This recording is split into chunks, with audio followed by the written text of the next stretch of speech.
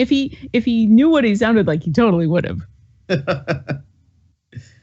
I'm just gonna mute myself for a sec and bite into this fajita. Oh man, I wish I had fajitas. Today was Taco Tuesday at lunch. I had these really bad lunchroom, not lunchroom, but like cafeteria tacos. But today I carved up the... Tacos tend to not be... Well, I shouldn't say that. I've actually had pretty terrible breakfast tacos in Austin at where I work. Yeah, I mean, it's like corporate, like Sodexo or Iramark or I guess Compass is the name of our vendor. And I mean, it's not bad for what it is. I mean, I could easily walk to Chick-fil-A or Wawa and get something from there, but I was kind of hard up on time. I didn't pack anything, so I'm just like, all right, I'll bite the bullet and get something from the caf. What was the name of the place at RTX that we got the breakfast tacos, or that you guys picked up? Taco Shack. That's the first time I've ever had a breakfast taco that was good.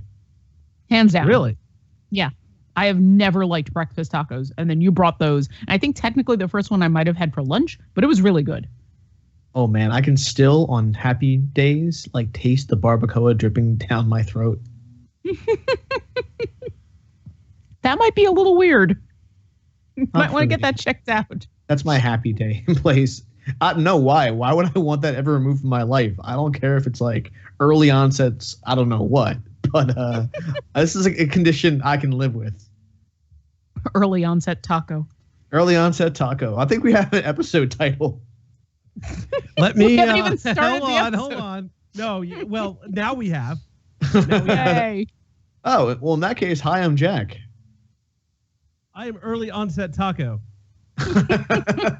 And I'm a fajita. And we are breakfast or Glib Shark, depending on who you ask. We're recording this on October 11th, 2016. Luke Cage is awesome, and Luke Cage's Family Matters is even better. I hope I didn't spoil anything for the next hour. But I will turn it over to the lovely, the talented, the amazing Obo Crazy to do a little something that we've been workshopping this for the better part of 10 years. And it's called This Week in Geek, and hopefully it's ready by now. How are you, Lauren? I'm not ready. Come back to me after this fajita. All right, 10 more years. So if you are a citizen of the UK, you've been converting your money to plastic money. This is not something that's brand new in the world. Canadians have had plastic money for years now. It's admittedly weird, especially the see-through bits. Because, yeah, it's plastic money, so why wouldn't there be see-through bits? And there's a lot of other weirdness when it comes to plastic money in general, but the $5 note that you can get in the UK, you can also play records with it. That's right. Someone on YouTube has actually taken a £5 note, an actual bill, and have used it as a rudimentary record player needle. Basically, all you really have to do is hook up, just like a record needle, you just have to have an amplifier hooked up to it. And the edges of the plastic £5 note are sharp enough to actually play a vinyl record. You get a contact microphone. The note is able to actually transmit the vibrations well enough to an amplifier. And no, not the best audio in the world, but very clearly works. Definitely go check out the YouTube video. You can try it yourself if you really like, but be warned, it probably isn't the best thing for your records, so don't do it on anything rare. Or, as I said, my suggestion is to just watch this video. If you do happen to be from Canada, I'm curious if this works with Canadian money too. I haven't been able to find out just yet, but I think it's amusing. You can also stick lasers through the Queen's face and get fun pictures on your walls. And plastic money, I want it in America because plastic. Speaking of America and the things that we are a part of, the UN. That was a stretch. I don't care. They are making Wonder Woman an official UN ambassador. That's right, not Gal Gadot or Linda Carter or any of the voice actors or the writers or the artists or anyone actually from DC. The UN is making Wonder Woman a fictional character, an honorary leader in the UN's efforts to bring gender equality to the world. So yes, maybe it is more of a symbolic thing, but it's still a little weird and a little cool. Announced at the UN, Wonder Woman will be officially, quote, sworn in as the UN Honorary Ambassador for the Empowerment of Women and Girls at an event in the UN headquarters on October 21st. The event is actually a part of DC's ongoing celebration of Wonder Woman's 75th anniversary. It's going to launch a new UN initiative to support the UN's 5th Sustainable Development Goal, which is the equal treatment and empowerment of women and girls across the world. And that seems like a very worthy goal to have Wonder Woman attached to, even if she isn't real. But, you know, poster children are sometimes important too.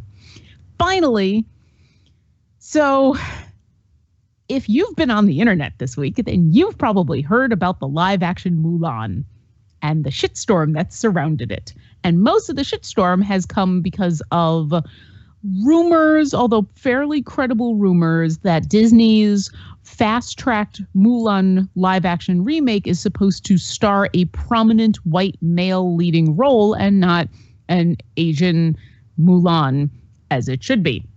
And the reports were based on the fact that the script that Disney purchased to start this movie project, that's the case. The lead was going to be a white 30-something European trader who pitches in there a lot with the Chinese army because he's in love with Mulan. Because, you know, that's so original. So those rumors might have been true, but what they didn't know, or at least what reports are now saying, is it's not quite as bad as we think. Apparently, yes, Disney bought this script, but it was a jumping off point rather than an actual final product. Rick Jaffa and Amanda Silver have been hired to work on the script. They're supposed to be merging the 1998 animated classic and the ancient Chinese ballad.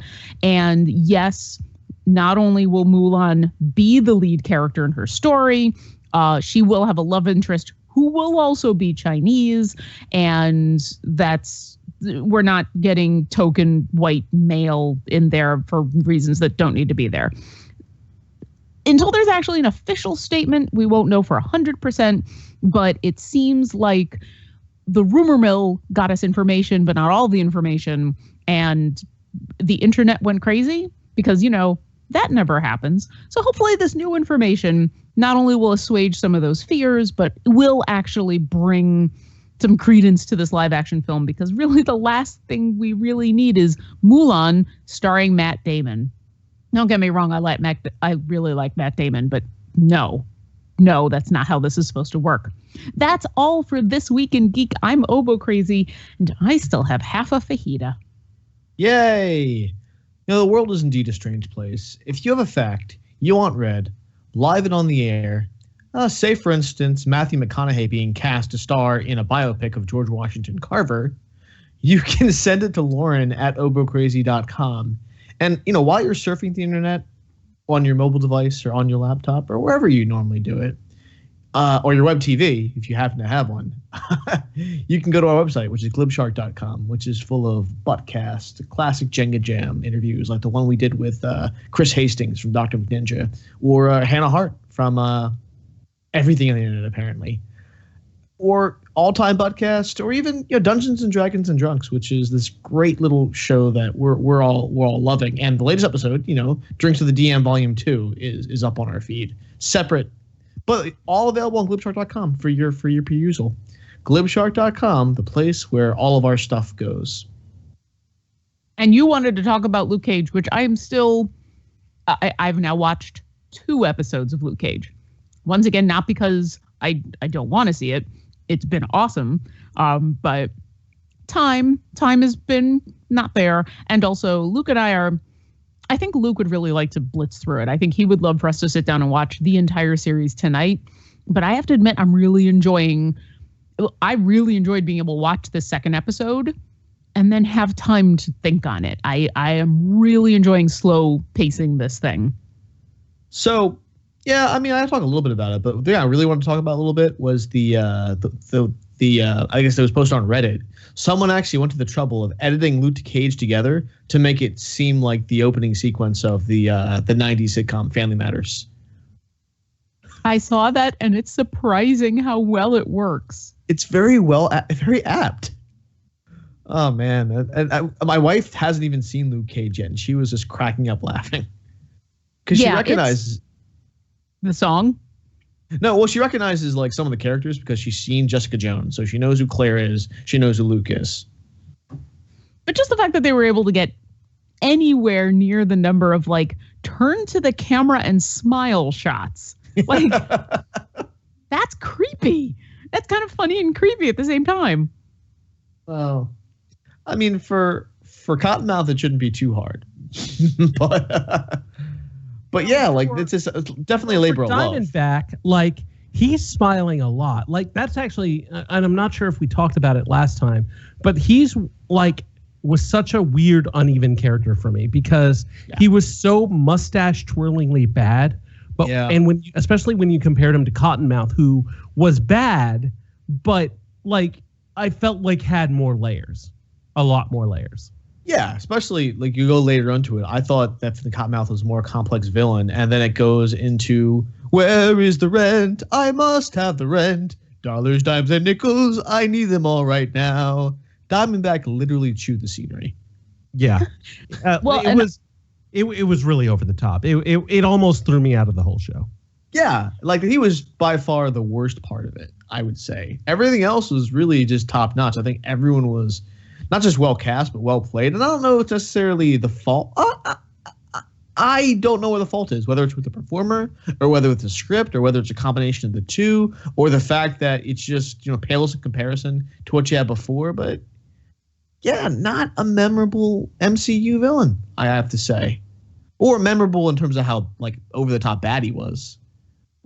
So once again, Luke and I are only two episodes in, and we've already had a discussion about Cottonmouth and whether he even is a bad guy. Like he was comparing him to the Kingpin. Yeah, definitely. But like as far as comparing him to some of the other Marvel evil men, certainly he doesn't come close to the Purple Man. And then, but I do agree. I think it makes him a more nuanced character. The fact that this is a real world person with real world issues. And no, he doesn't have superpowers. No, he's not crazy. And no, he's not trying to take over the world. But what he's doing is just as insidious and evil. Yeah. And I think there was definitely depth and dimensions. And that's a credit to Mahershala Ali's performance and then also the writing of the character and the fact that where they put him in terms of Harlem and where they put him in terms of his business and his relationship with his cousin. Yeah, Alfre Woodward, man, I feel like she might have been the strongest performer on the show. Although, no, I take it back. Theo Rossi, Shades. Shades stole every scene he was in. I'm definitely looking forward to seeing more. Yeah, I don't want to talk too much about it. I just wanted to mention that whole Family Matters thing. And, how excited I am for Iron Fist, too. I got to see some of the trailers for it. And, there's some Oliver Queen thrown in there a little bit. But those are similarities that go back to the comic book roots. I mean, blonde billionaire becomes a superhero, right? Yeah, watching the audience reaction to Iron Fist has been interesting. I think it's all right so far. And I mean, the problem is like you've now had Daredevil, okay powers and a bunch of big skill sets. Jessica Jones, extremely powerful. Luke Cage, extremely powerful. And then it's like Danny Rand. Well, his one fist is really powerful. He's sort of a weird, like as far as like how his power works, he's sort of a combination between Daredevil and Luke Cage because he's not. What? Sorry, I didn't mean to cut you off. Go ahead. No, go ahead. I clearly got something wrong, so enlighten me. No. I mean, I agree with you. It's more of a yes and, meaning like in addition to that, Iron Fist is kind of problematic as a character in some ways because he's basically it's a classic trope of the Western man like co-opting the world of like, Asian martial arts. So I've been listening to a lot of the Bruce Lee podcast these days, which is run by Shannon Lee, of course, Bruce's daughter. And they talked about like the story of how, Kung Fu was supposed to be that TV show from the 60s was supposed to be Bruce Lee in that role, but studio executives didn't think America was ready to have an Asian lead or Chinese lead, so they put David Carradine or Michael Carradine or whatever his name is in there instead to play a white actor to play a Asian role. And Iron Fist, in a way, is sort of one of these white characters who takes on Asian surroundings, kind of like a Matt Damon, if you will. So after Luke Cage, it's kind of interesting to see how they're going to address that and how they're going to deal with it. Yeah, because Luke Cage had a lot of social awareness. There was a lot more going on than just Luke, a superhero story, and even just Luke Cage story. It was a very multi-layered experience, very similar to what they did with Jessica Jones and women's issues, and issues of equality between the genders. So you had that going on there, and I think as far as depth into that issue, Luke Cage delves further, which is pretty good, because Jessica Jones was essentially about the rape of a woman and how not good that is. How bad is that taken to a lot of degrees. And Luke Cage deals with different issues to even further degrees. Yeah, and you're going to wonder how this sort of billionaire who lived in this interdimensional city is going to address much of anything. I think we're going to get back to a more superhero-y story than even Daredevil. As with Iron Fist. And that's fine. Not every series has to really take you on this journey of inequality. If Iron Fist ends up being just a fun superhero adventure, maybe a bit gritty, then that's fine. It doesn't have to be Luke Cage with a white guy. It might be a good palate cleanser. I love, don't get me wrong, I love the Iron Fist character. I read his, the run that I guess Matt Fraction and David Aja did on that. I think he was co-writing with Ed Brubaker. And I remember how good the art was, how immersive the world was. And I loved that. There was definitely a labor of love for all of that, all those kung fu movies and stuff like that. And I think that's useful, but it's there. It's the elephant in the room, so to speak. And I will say that Daredevil, I thought, dealt with some issues of religion that I thought were really intriguing. I guess that's true, yeah. Yeah. And they don't all have to be massive social commentaries, although someone wrote something interesting in response to Luke Cage where he said, that's the best Superman story I've ever read. And I'm like, wow, back in the day when Superman was actually fighting social justice before they had him just fighting supervillains of the week, in the early Superman comics, he's taking on politicians and stuff. And I know I'm going off on a little bit of a tangent there, but there's a Spider-Man story that came out. I'm just going to finish this thought real quick. There's a Spider-Man story that came out in the comics about 10 years ago that posited the theory that the reason supervillains exist is because they distract the superheroes from social change, and that they're actually funded by either foreign governments or multinational corporations who don't want these superhumans turning their attention to the powers that be. And it's so insidious. And Norman Osborn, the Green Goblin, was one of the handlers for these supervillains before he became one himself. And I thought that idea blew my mind.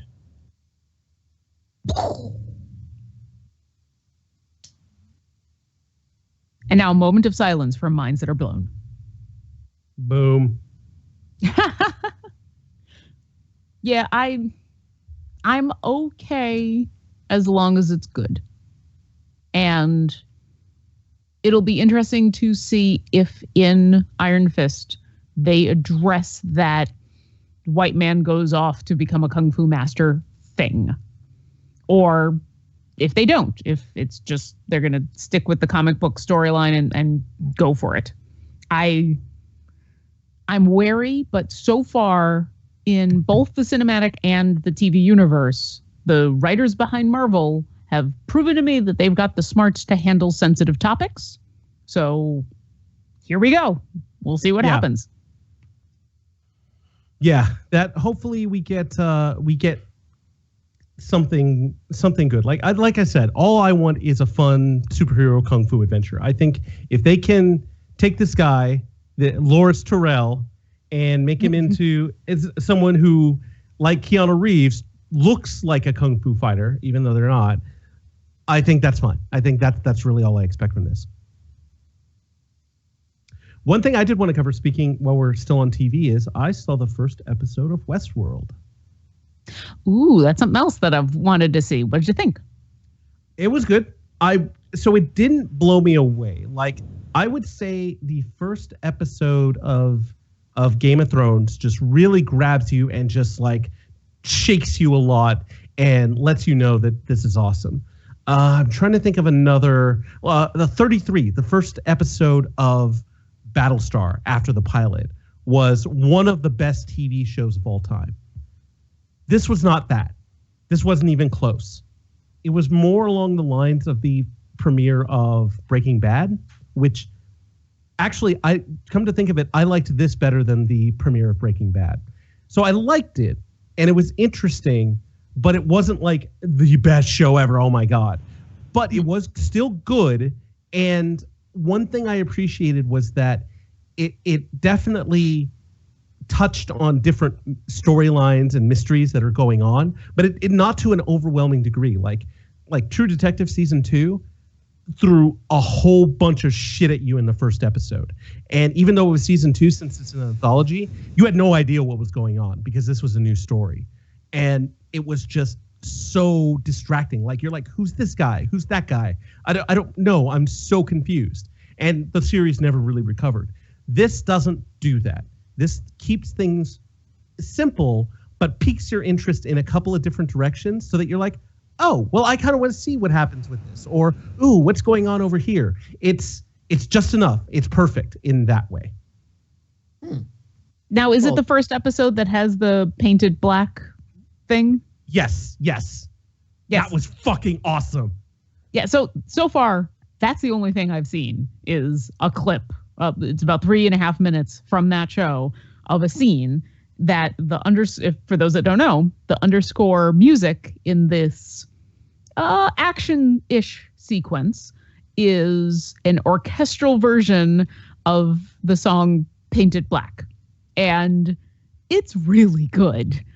And it's been making the circles in the classical music world, which is how I saw it. And I'd been hearing some good things about Westworld. And then I saw this clip and I went, I think I need to watch this. And I read an interview with the guy who is the composer, who coincidentally enough is also the composer for Game of Thrones and for a whole bunch of other really high profile stuff. And there are apparently a lot more of those modern music incongruous moments coming up. And if they're as well done as that, I'll be super excited. So I want to see more. Are there only 2 episodes out so far? I believe the third one has just come out. So okay. Because I saw some reviews and then I tried to click away because I don't want to know. Yeah. I will add that to the queue along with the rest of Luke Cage and all the other shit that I'm trying to get done. But yeah, I really want to dive a bit into that. Well, one thing that's nice about Westworld is that since it's an HBO show, it's coming out every week. So it's not like Luke Cage or Netflix shows where I personally feel the need to binge it as quickly as possible. You can't do that with this right now since it's weekly. So you have time to catch up. Like, even if one night you binge like 3 episodes, then you're caught up. So that's one of the things that's nice about that. Yeah. Although, as I said, I've been able to watch Luke Cage, and I don't know whether it's luck or I'm trying hard enough or what, but I do not feel like I've been spoiled on anything with Luke Cage. And I am, at this point, as far as a lot of, at least my friends and the people that I follow on social media are concerned, very far behind, not having seen the whole thing. But I am really enjoying its slightly slower pace, and I may give into that with Westworld too. We'll have to see. Listen, I got to watch 4 hours of Critical Role every week. I do not have time for a whole other TV show. I've slimmed down my my TV watching quite a bit, and some of it I get to do at lunch, or not at lunch, but at work when things are kind of running slow. I'll have an episode of like Arrow running in the background or something. I watched the first episode of Arrow. It was kind of interesting, although they're still doing flashbacks, which I'm like, why is this still a thing? They shouldn't do this anymore. They should just. I did watch the first Flash, which is interesting because they're sort of doing the Flash storyline, but since he's the only superhero in that universe, or I guess Green Arrow is there too, but they're not doing the whole like Wonder Woman and Aquaman are fighting Flashpoint storyline. It's just a Flashpoint storyline. It's sort of the same sort of the deal that Marvel does with like Age of Ultron. Well, it wasn't exactly Age of Ultron. They just and Civil War. Well, it wasn't exactly Civil War, but close enough. Sort of the same. And then I also did watch the first episode of Supergirl, which was, out of all of those, the best. Supergirl was off to a See, I came in while Luke was watching the first episode of Supergirl a couple of days ago and watched most of it with him. And I have to say, it was probably the cheesiest thing I've seen in a very long time. And that's part of its charm for me, is that it doesn't do the grimdark like Arrow thing or even like Legends of Tomorrow. It's more along the same lines as far as tone as the Flash. So when they did the Flash Supergirl crossover, that worked really well because as far as like attitude and stuff, they're very similar superheroes. Plus, it is still the most interesting story about a Kryptonian so far.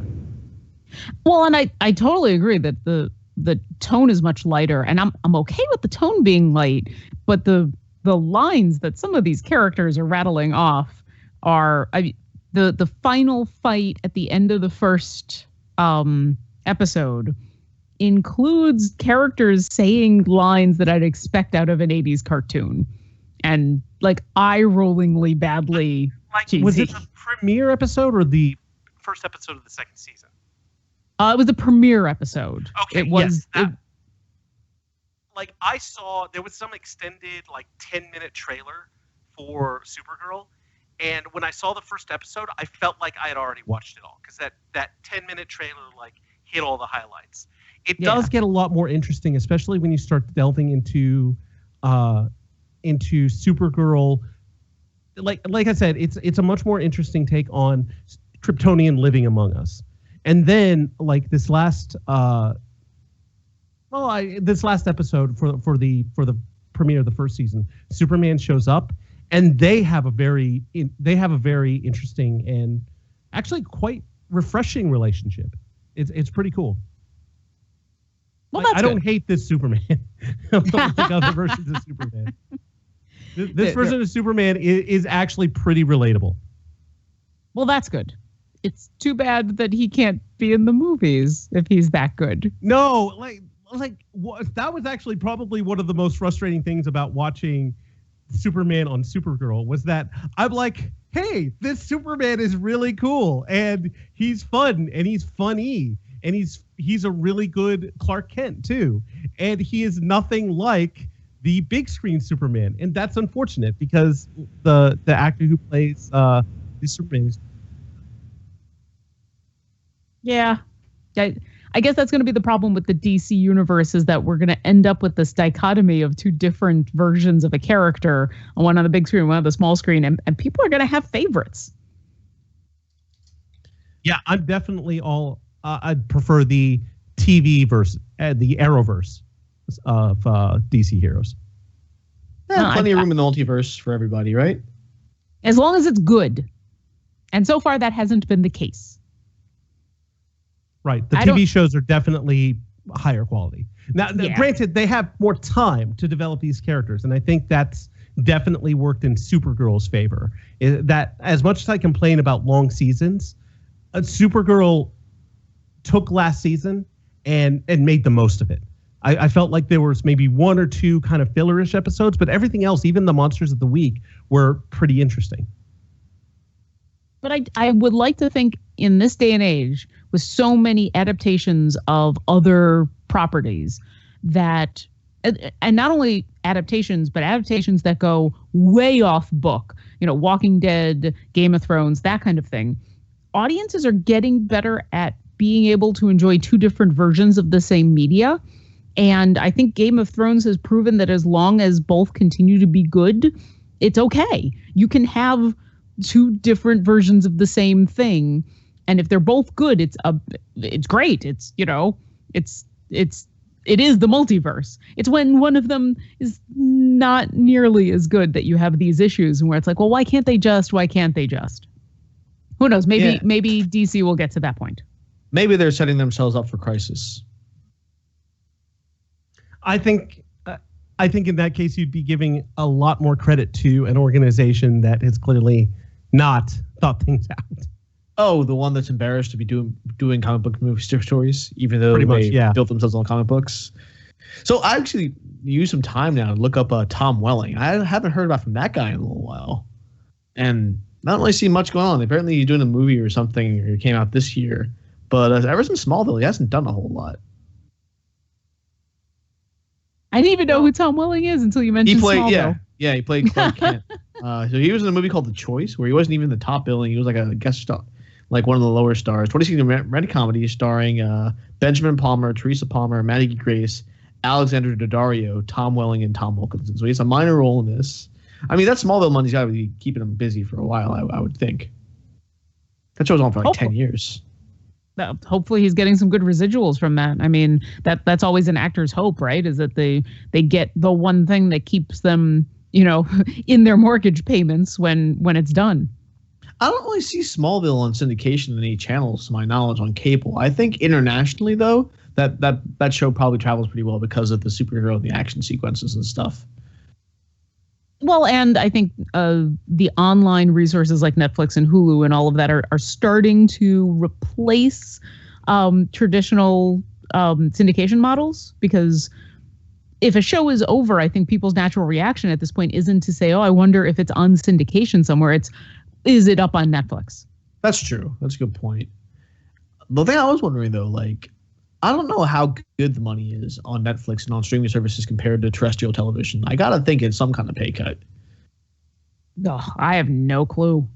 I hope it's good, but I honestly, I would have to do a lot more internet digging to even come close to figuring out what that is. And I'm sure a lot of it is stuff that is proprietary that we'll never know. I can only assume it's worth it for several of the parties involved, or else Netflix would not have the stable of stuff that they do. If Netflix wasn't able to pay out something reasonable, I would like to think that they wouldn't get shows, day and date after they finished airing or whatever. That's true. I don't think it's quite as dramatic as the drop off from like terrestrial radio and like something like a streaming service like Pandora or Apple Music or something like that, where you're getting paid like what was it, a tenth of a penny per play or something like that. But now, not that terrestrial radio. I mean, if we're going to look at the music model, then it's better and worse in a lot of ways. But artists weren't making their money from plays on radio anyway. That's true. That's more studio. That's always been the case. Yeah. Artists still make the vast majority of their money from touring and from concert shows, and it's the basically putting music out to listen to on any of those streaming services, or even being able to sell the music on iTunes or Amazon is literal small pennies compared to what artists make when they go on tour. Yeah, that's good. That's a fair point. See, we accidentally made you think. You're welcome, audience. So go see your favorite performers performing, whether they are rock or orchestral, because orchestras work the same way too. In fact, even more so. Yeah. Because classical music, not a lot of people buying individual songs on iTunes. Yeah. So I don't know if there's time for me to give a shout out to a friend of ours, actually, mutual friend of the show, a longtime friend of ours, who's striking out on her own and has a Patreon up, actually. But our dear buddy Jamie Dillon is basically doing what she does best, and now she's kind of going like freelance with it. I just sort of pitched in, and she has a Patreon going where she's basically doing what she was doing with Child's Play, and to an extent with Amazon, but also doing some streaming on Twitch and doing something. And there's sort of entrepreneurial spirit to Jamie, and a warmness of heart and a determination of hard work that's very admirable for anyone who knows her. So Dillon, Jamie, just Google it, Patreon, you'll find it. And if it's your kind of thing and you have a couple of bucks just to send our way, by all means do it. I don't know how much pull I have with the internet these days, but I'm putting all of it on the Jamie bus. Yeah, it's been fun to see her continue to grow, and it's going to be interesting to see. Hopefully this Patreon works out for her, that she can continue to do some of the consulting work that she wants to, and we can see corgis, because Absolutely. Corgis. Yeah, absolutely. Ranger danger. I need a Patreon. Yeah, you do. I think it's something we should build towards. You've had a brand online for quite some time. I mean, you're a known commodity. You have leverage and connection to people. I mean, why not? I mean, bring music back. I say that glibly, but I think the Kickstarter I ran a bunch of years ago is probably my best bet as a single-use item. Luke, if anything, when and if he does a Patreon, he's got a lot more ability, especially with Patreon. I think that model is very good for people who can deliver regular content. And art is a lot more user-friendly online than classical music is right now. So I think he would be the one that would be much more successful at a Patreon than I would. I mean, creating content on a weekly basis that's consumed. That's not anything. That sounds all familiar to you? I mean, that sounds like something you've been doing. If only people were able to Patreon podcasts. Yeah, it's true. Well, yeah, I mean, I really Patreon anything, but that's true. You got to have a wide audience to make it worthwhile. And that's true. We do not. Yeah. I've been toying with a little bit of streaming here and there. Like, I'll eat random foodstuffs, and I've gotten a pretty good response. But it's hard to know how successful you are. Like, if you get like 400 views or something on Facebook, that could just be your friends and family pretty easily, and then people that they know. So it's hard to know how how successful you are until like some rando reaches out to you, I guess. And I've had that happen for this show, for D&D, for the other projects I've been involved in. But it's hard to know when the time is to leap in. You know what I mean? Yeah. And I've been kind of on the fence for 10 years about this. No, we'll just keep grinding away at it until we decide to go for it or not go for it, or we're having fun doing this even if no one's listening. But I think people are listening. I think that they're listening. I think the thing is, I kind of want to do some other stuff too. I've been toying with ideas, and there's a dude named Andy, Airship Hobo, who's going to Temple here for graduate school, and he reached out and said, if you ever want to do something, let me know. And I think I have an idea of something I want to do. Finally. Vagueness is vague. All the vague. Yes, everyone loves vague comments. Sure. And the other thing I was thinking about doing was a wrestling podcast, like a second one with Travi. I'm not sure where we are with that, like whether it's something I need to do. Bare minimum, I have to get WWE Network just to be able to watch something, to have something to talk about. But I think I'll just record one. I mean, the other thing is, like, everyone thinks they have to build something to last forever. No, you can do a short-term project. You can, like, release something, do a couple episodes of it, and then that's the thing. Like, there's a reason, I guess. I don't think that Panics would have been as good if it were still going on now. Also, Netflix has made a very successful business model out of the BBC model, which has been and always will be the idea of, we're going to make as many episodes as we need, and then we're going to be done, and you're going to like it. And it's perfect, like, for binging or whatever. Like, it's easier to get through 6 episodes of Peaky Blinders than it would be 22 episodes of it. I don't think it'd be as good. I think if they had to stretch it, That's what I've been saying. Yeah. I think Stranger Things would not have been nearly as good if it had to be stretched out to a network 22 episodes. Oh, Marvel, yeah, Netflix. Have you noticed that every like Netflix like Marvel series has kind of sagged in the middle a little bit? The solution is probably to get rid of the middle, which is kind of why I'm looking forward to the Defenders miniseries, because I heard it's not going to be as long. It's only going to be like 4 episodes or something. I think that's perfect. You got so many characters. You have a lot of places you can go with it. Like, I think that's just enough time to tell that story. Well, and I've always kind of appreciated the Sherlock model from the BBC, which is, we're going to make 3 feature-length films, and they're just going to be super long episodes, and here's your season, go. Like, that's a really interesting way to do a series, and it's definitely for better or for worse, basically getting 3 movies instead of 10 episodes it's a very intense way to watch a show.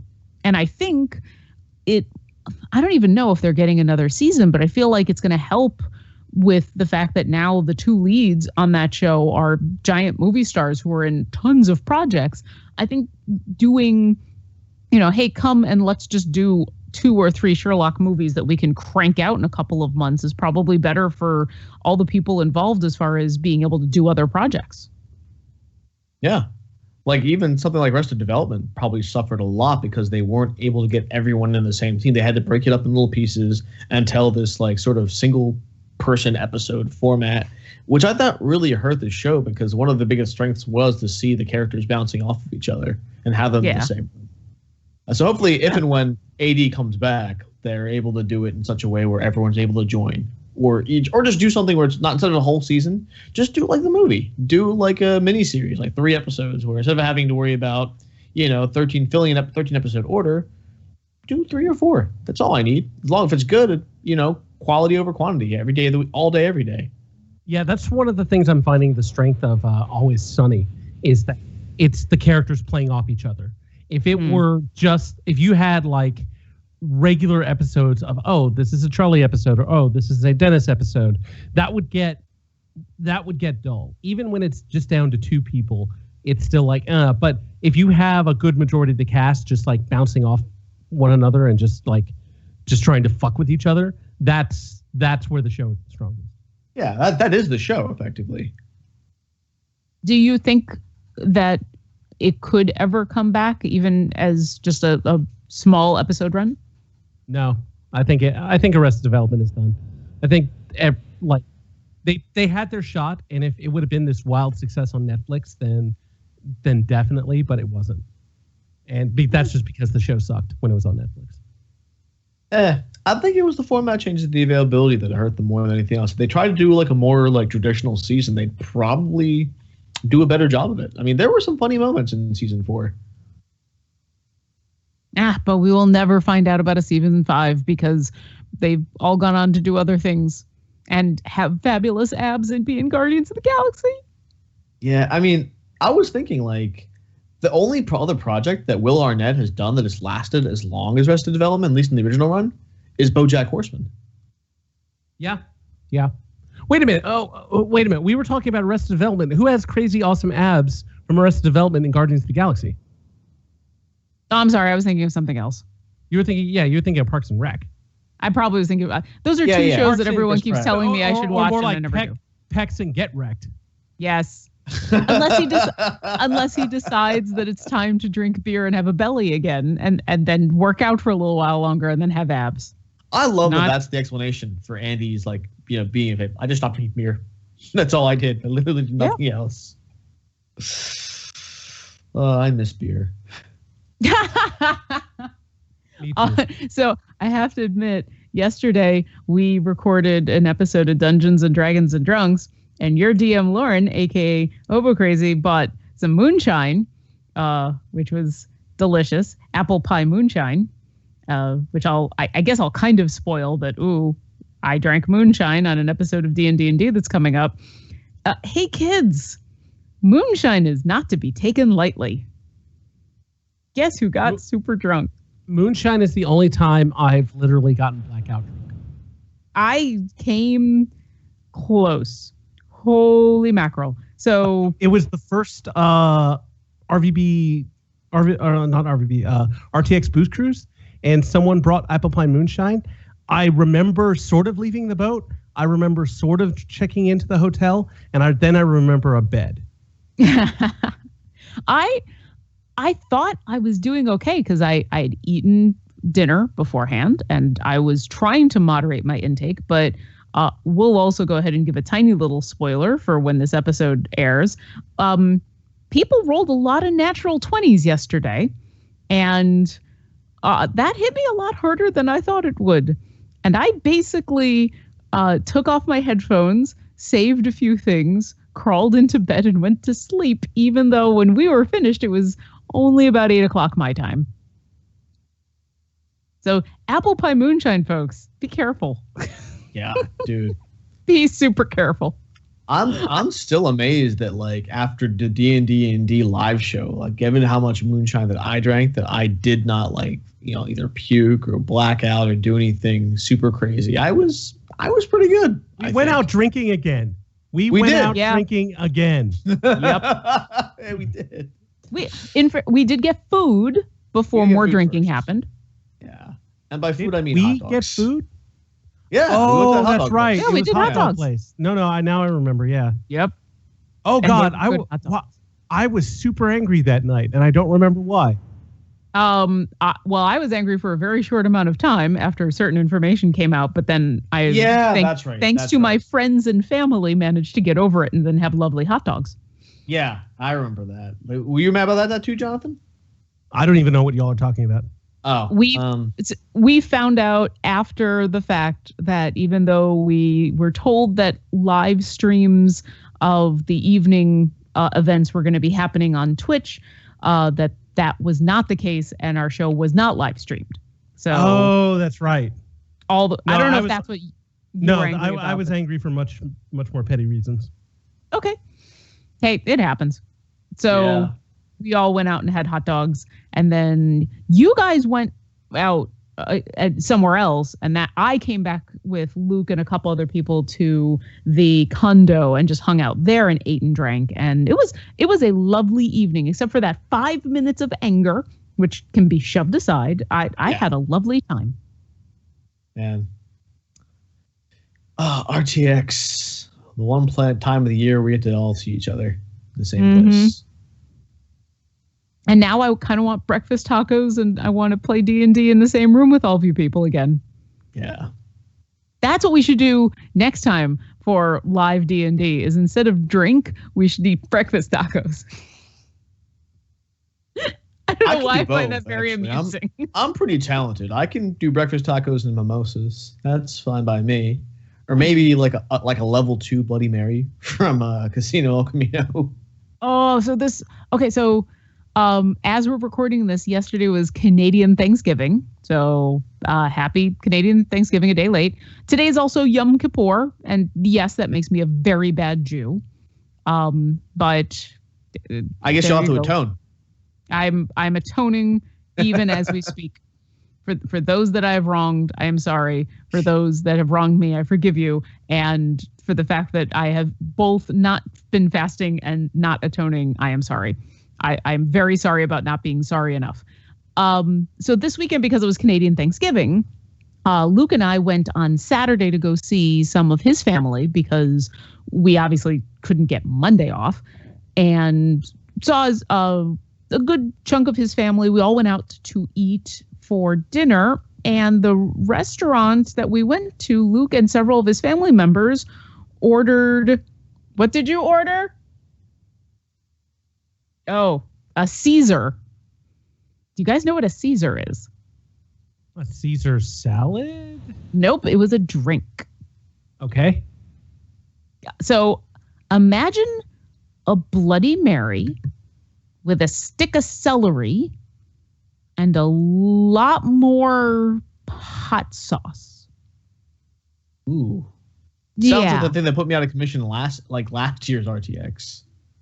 Not necessarily very alcoholic. Not very. The prevailing flavor was the tomato juice and the clams. That's because clams. Why would you do that? And a stick of celery, which is weird. The whole thing was very weird, but everybody was very amused that I've been dating and then married to my husband for as long as I have, and I've apparently never experienced a Caesar. My suggestion is don't. It's not worth it. You don't. Tomato juice and clam juice should not go together with a stick of celery. Speaking of atonement, we did have another. I was talking to Steven earlier, and we actually were going to raid tonight and had to delay just a little bit so he could have his Yom Kippur dinner. And he ended up atoning a bunch by killing lots of fallen in the raid. You made them atone a lot. It was, so we've gotten it down to where I think this run took about an hour and a half versus the 3 hours that the last one did. Though last time we were trying to do some pretty specific stuff like unlock secrets and things. This time we ran through it, didn't do that, and had a much easier time with a bunch of the fights. So we're getting to the point where we'll get it down to in about an hour, and then we'll probably get it down to maybe even like Vault of Glass level times. So we're pretty happy about that. And I also ran my first Wrath of the Machine raid with one of my ults, not with my main. So pretty happy about that. Nice. Yep, got lots of stuff. Shot lots of things. Ran around like a chicken with his head cut off, going. That happens a lot in this raid. See, and now you mentioned Steven and sitting down for a meal, and now all I want is a good bowl of matzo ball soup and breakfast tacos. I'm sure breakfast tacos are totally kosher. It depends on where you get the barbacoa from. Actually, I don't think I've ever seen kosher barbacoa. I'm not. What sure exactly is in barbacoa? Cow face. I mean, technically, there's a lot of stuff that could be kosher, but the food just has never been blessed by a rabbi, and so it isn't. But I'm a little rusty on my kosher to know if all parts of the cow are edible, or because I know you can't do the hooves, but I don't know about face. I would think that would apply to the entire cow. Like the entire cow would have to be blessed in order for the barbacoa to be kosher. So it depends on where they're sourcing their face meat. If they're sourcing it from kosher cows, then that's great. I've got a feeling that they're not. I think they're just grabbing whatever face meat they can. Well, it can still be kosher without blessing the cow. What I meant about the hooves is that there's actual parts of kosher animals you're still not supposed to eat, like the feet. I don't know if face is kosher. Let's say it is. I believe parts of a meal or an ingredient, you don't have to bless it in its natural state. I believe the rabbi can go to the factory and bless the final product. So the cows. I don't know that they've done that. Like, I don't know that HEB has rabbis go out to bless their prepackaged barbacoa, which is the only grocery store chain I've ever seen with prepackaged barbacoa. And so in general, that may be the only reason it's technically not kosher. Realistically, if that is the only reason, it's probably still kosher. I don't think there's... Did you have barbacoa when we were down there? I am trying to remember. I had 2 breakfast tacos. You would have remembered barbacoa because it would have been the only thing in the taco. Okay, then yes, I guess I did, because I know I had 2 of those breakfast tacos and they were delicious. Well, right, but I got a variety. I didn't just get barbacoa. I got like basically a third to a quarter of the tacos were barbacoa. The rest were like eggs and chorizo or eggs and bacon, I think. I know I didn't have the eggs and bacon, so I must have had... If you had eggs in your taco, then you did not have barbacoa. Both of them were eggs, so I must not have had barbacoa. Because I do remember. We'll have to remedy that next time. I look forward to that moment. But yes, I do. Both of them definitely had eggs because I remember it being breakfast taco, even though I think by the time I had them, it was lunch. But they were delicious. So yeah, I'm looking forward to trying cow face, because why not? Cow face. Our sound producer is Jonathan. I don't feel right calling you cow face. It's not very nice. I was about to say, you better not fucking call me cow face. I will fly to Philadelphia and lift you. Our sound producer is Jonathan. Do you even lift bro, Cerna? I do. You're next. I kind of want to call you Cowface now, just so you'll fly to Seattle and lift me. Just so I can see you. I think that'd be amazing. But it's like a Phoenix strange thing to say. You said the word, and he just like flies over somewhere. Oh man. So you may have heard words at the beginning and the end of the show. Those words were said by Bob Ball. You may have heard a song. That song was composed by Linnea Boyev.